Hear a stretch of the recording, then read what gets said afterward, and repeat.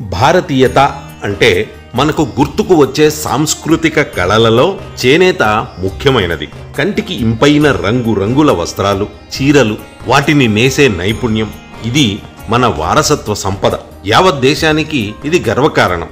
సంప్రదాయమే కాక మారుతున్న అభిరుచులకి, జాతీయ అంతర్జాతీయ మార్కెట్ అవసరాలకి అనుగుణంగా తమ కళను, నైపుణ్యాన్ని మార్చుకుంటూ వస్తున్నారు చేనేత కళాకారులు. కేంద్రంలో ప్రధాని మోడీ ప్రభుత్వం వచ్చాక చేనేత పరిశ్రమకి ప్రభుత్వం చేయూతనందిస్తూ ఆగస్టు 7వ తారీఖు 2015వ తేదీన జాతీయ చేనేత దినోత్సవంగా ప్రకటించింది. అప్పటి నుంచి ప్రతి సంవత్సరం దీనిని మనం జరుపుకుంటున్నాం. భారతీయ చేనేతకు వేల సంవత్సరాల చరిత్ర ఉంది. పురాతన కాలం నుంచి భారతీయ చేనేత వస్త్రాలు ప్రపంచమంతా ఎగుమతి అవుతున్నాయి. 2000 సంవత్సరాల క్రితం హంస డిజైన్లతో ఉన్న భారతీయ వస్త్రాలు ఈజిప్టు దేశ ముఖ్య నగరమైన కైరోలో లభ్యమయ్యాయి. అగ్గిపెట్టెలో పట్టే మస్లిన్ చీరలను నేసిన ఘన చరిత్ర ఉన్న దేశం మనది. తరతరాలుగా చేనేత కుటుంబాలలో వారసత్వ కళగా ఇది కొనసాగుతోంది. భారతదేశంలో దాదాపు 150 చేనేత కేంద్రాలు ఉన్నాయని అంచనా.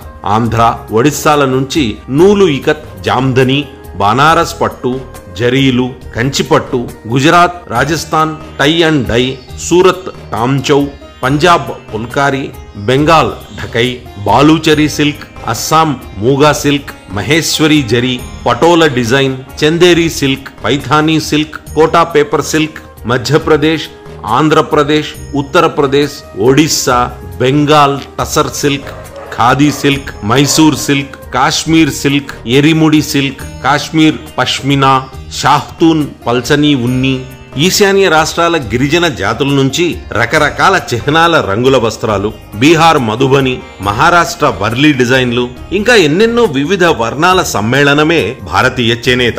ఇక ఉపాధి విషయంలో వ్యవసాయం తర్వాత చేనేతది 2వ స్థానం. కుటీర పరిశ్రమల కింద కోట్లాది మందికి ఉపాధి కల్పిస్తున్నది చేనేత పరిశ్రమ. బ్లాక్ ప్రింట్స్ చేనేతలో ఆంధ్రప్రదేశ్ ఖ్యాతి ఘనమైనది. స్థానికంగా ఉండే చెట్లు, పువ్వుల నుంచి రంగుల సారం, బంకమన్ను నదులలోని ఇసుక నుంచి రసాయనాలు తయారు చేస్తారు. మన తెలుగు రాష్ట్రాల్లోనే 15కి మించి చేనేత కేంద్రాలు ఉన్నాయి.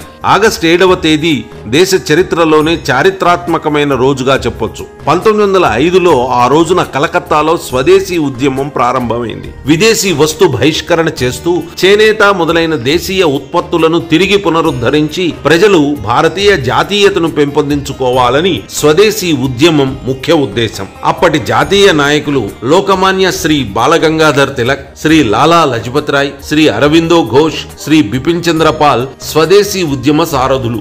ఈ చారిత్రక నేపథ్యాన్ని గుర్తు చేసుకుని అదే సంకల్పంతో చేనేత దినోత్సవాన్ని ప్రజలు నిర్వహిస్తున్నారు. ప్రభుత్వం అంతర్జాతీయంగా ఇండియా హ్యాండ్లూమ్ చేనేత బ్రాండ్ ని ఆవిష్కరించడమే కాక సంత్ కబీర్ పేరు మీద చేనేత కళాకారులకు అవార్డులు కూడా ప్రదానం చేస్తున్నది.